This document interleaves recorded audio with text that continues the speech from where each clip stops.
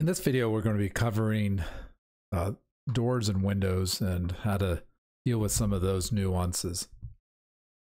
So the first thing we're going to do is we are going to, let's redefine our, we'll go to Q, redefine our working layers. I'm going to turn the sketches off. And I don't really need zones right now. I'm going to hit, I don't need the property lines anymore. Turn that off, and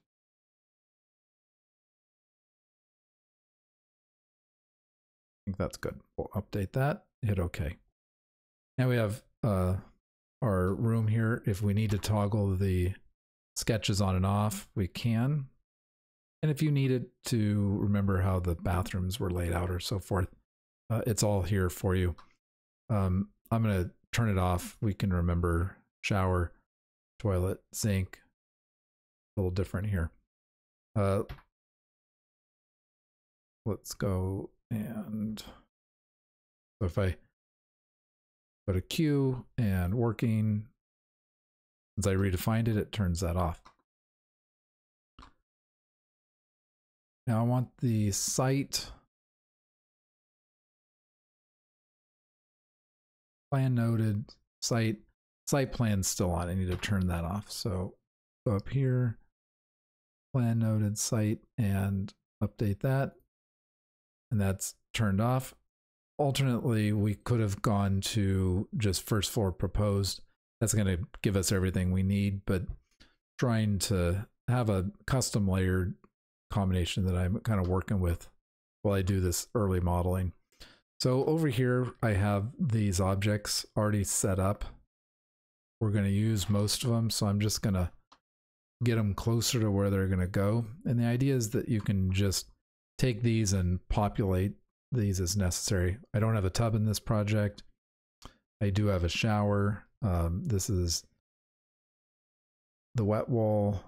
So let's bring this down.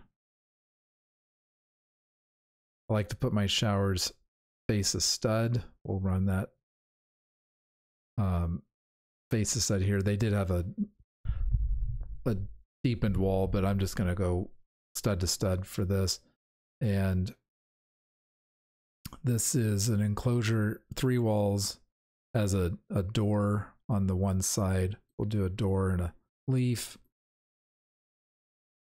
And we're going to turn off the bracket. And we'll leave the head in here for now.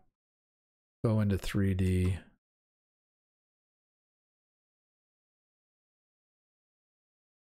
Take a look.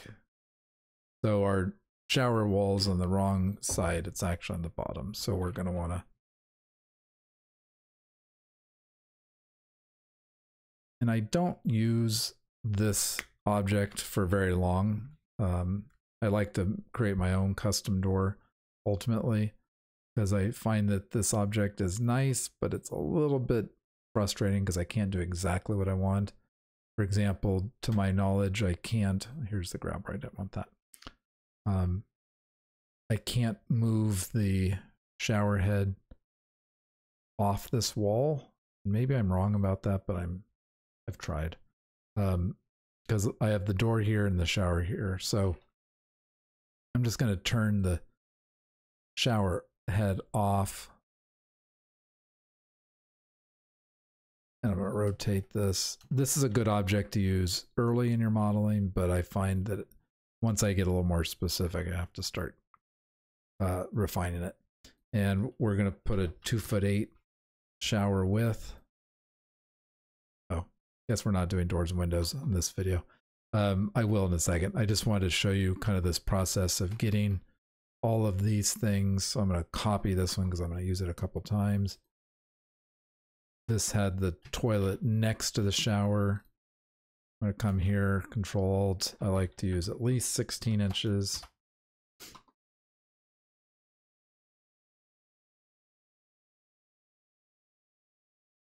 We have our vanity, which goes into the drywall. This object is annoying because it goes from the center So what I end up doing is doing LO line offset. I'll go 16 inches again. And then I use M for measure, and I measure to the drywall.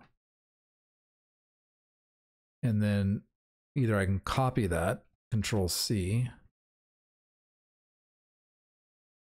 and then I can paste that in here. Now I'm probably not going to want, 2'9" is a much more common cabinet, so that, and it'll just be a little bigger. Once I got these set up, I can copy these over, do the same thing. The shower's a little smaller, so we'll come in here. This is still my 16, but in this case, I think we want to come 16 inches off of that wall, and we'll move this over 3 inches. Again, we have that same problem, so I'll do line offset. Give myself a temporary line here, and I can measure from here to here. 4 feet. We'll just make this 4 feet.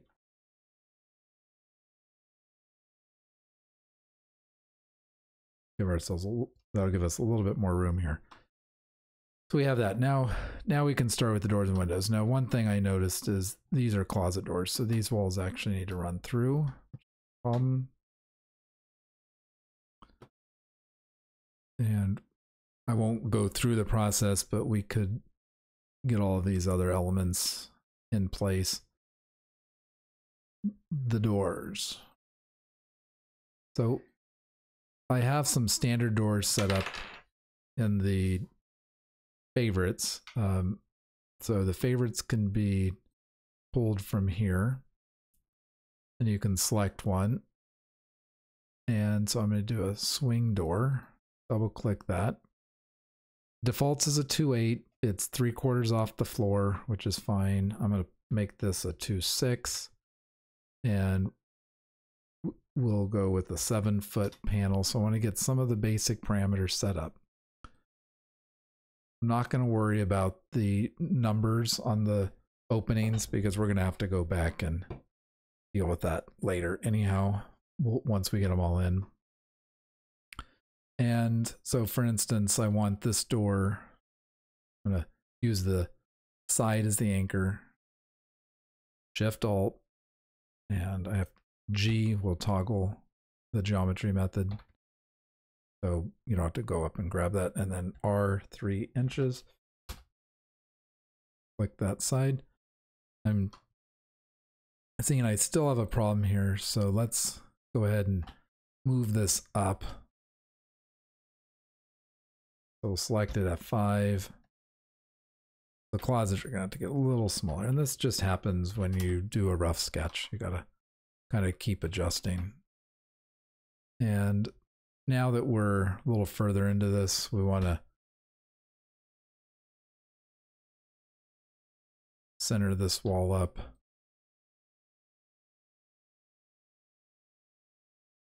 Between nodes. That's almost center, but I got to come back 1 3/4. So that these are equal, and we should measure to make sure. I mean, normally you like to make these 2 feet minimum. So these are kind of deep, and that'll be part of the design process to see what we want to do. Looks like something happened here.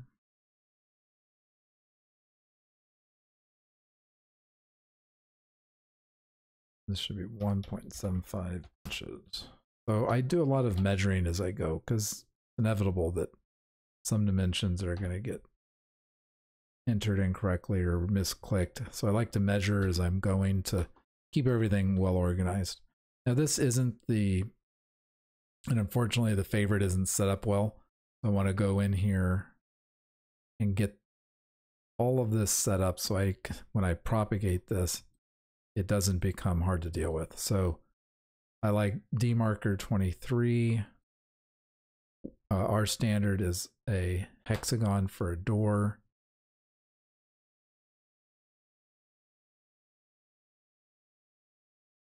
$15, $5, $5. So this is a nice way to set that up. The marker's inside the door swing, so it's very compact. Get us the door width and the door height. And now we can go through and put in some more openings. Put it in F5, slide this, and I just want to get these different parts in here correctly. Here I'm going to change my geometry method.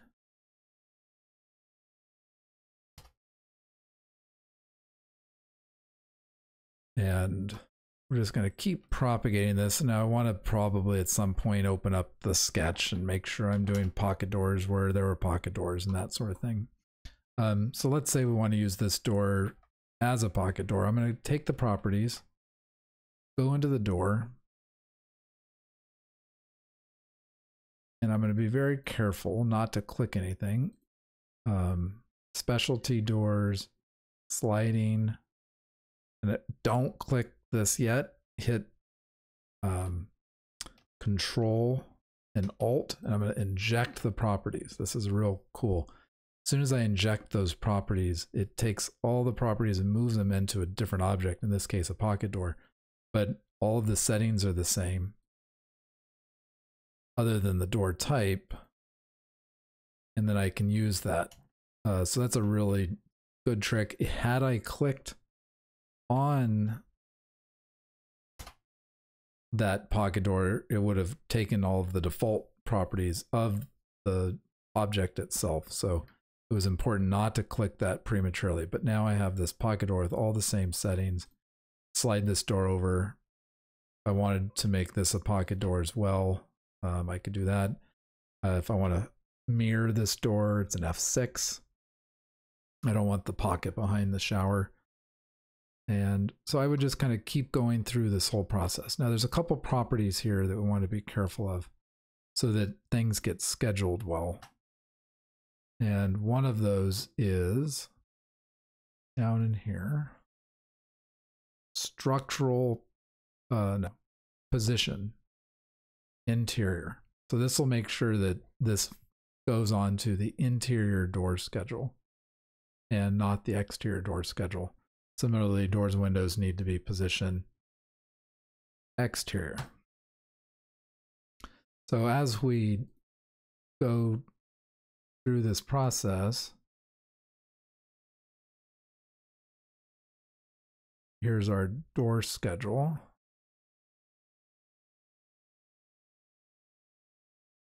And this actually isn't the door schedule I want to use, so I want to import schedule I've been using, and this would normally be in this template already.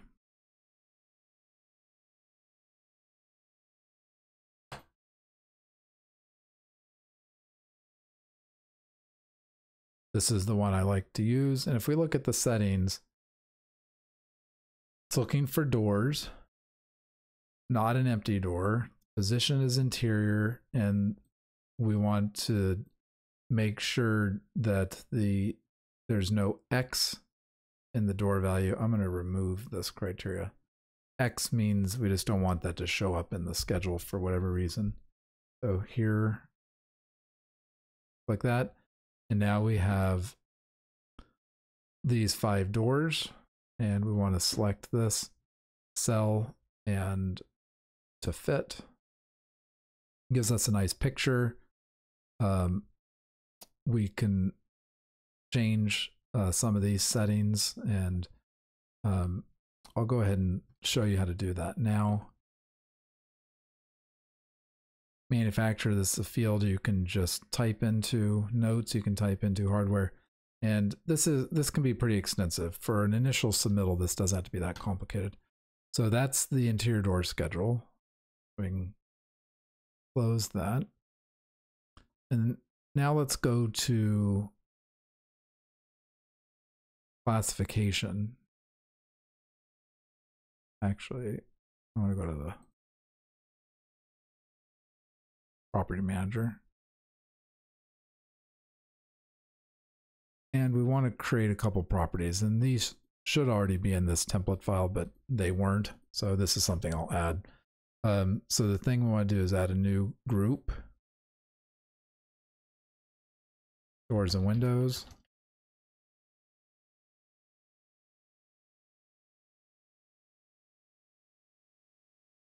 Then we want to add a new property, and we want to do glazing. Add it to the doors and windows. I want to do operation.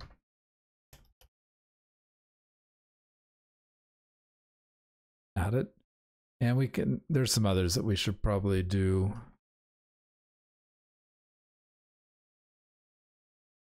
Hit OK.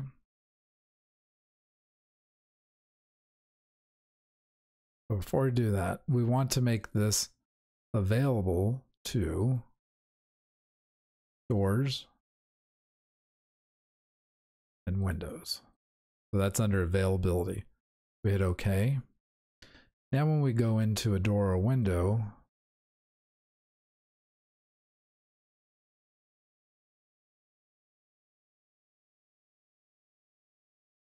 if I did this right,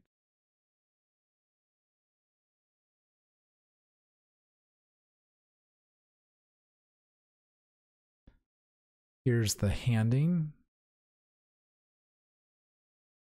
Okay, I think I need to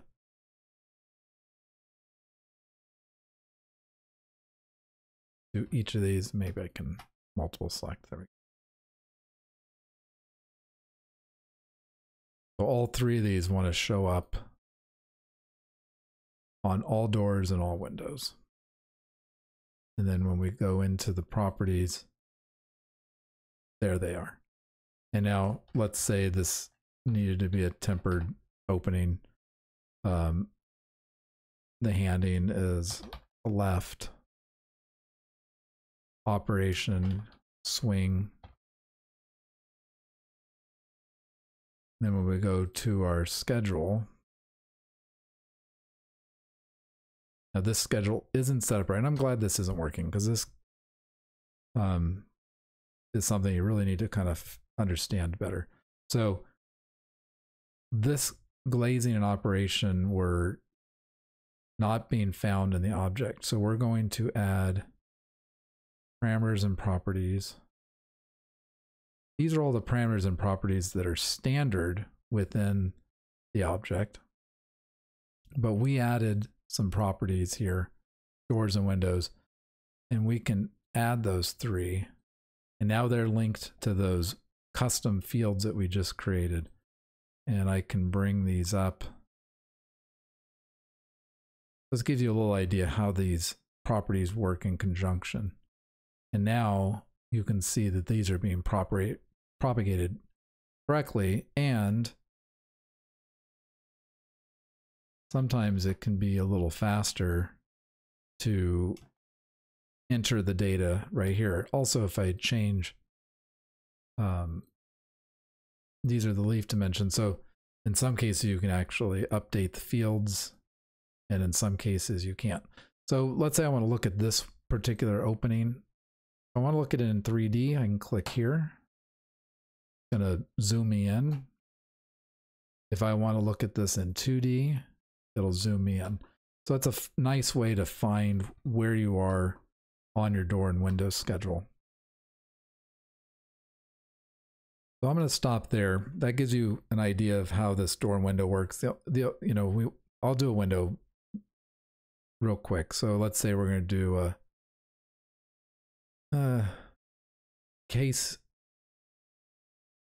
casement window with casing, and we're going to set that up here. I want to, between intersecting points, that's going to center on the wall, and that's going to go to the outside, and it's a 3-foot window. If I wanted to make that a double casement using the same properties, again, I would Control-Alt, paste them into there, or inject them is probably the better term. And then Now it is a different type of, it's a different object. It's a double casement, and I'll put a 6 here.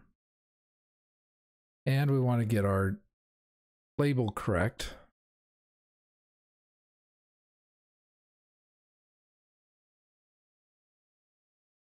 We want to use a circle.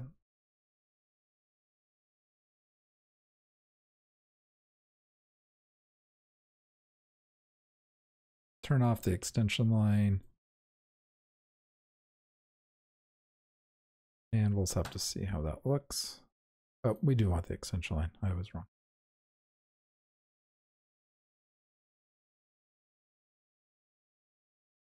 There we go. And we need to make this,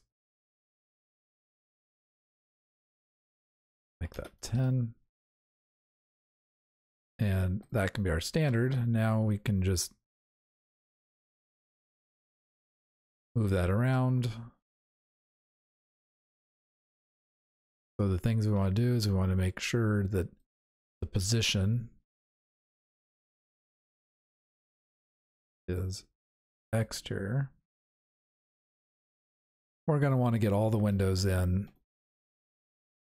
And then we'd go through and renumber them, starting generally at the front door, working our way around in some logical way. W for windows, D for doors, and that's how you're going to propagate all of these elements. So that gives you some ideas on how to continue refining your model.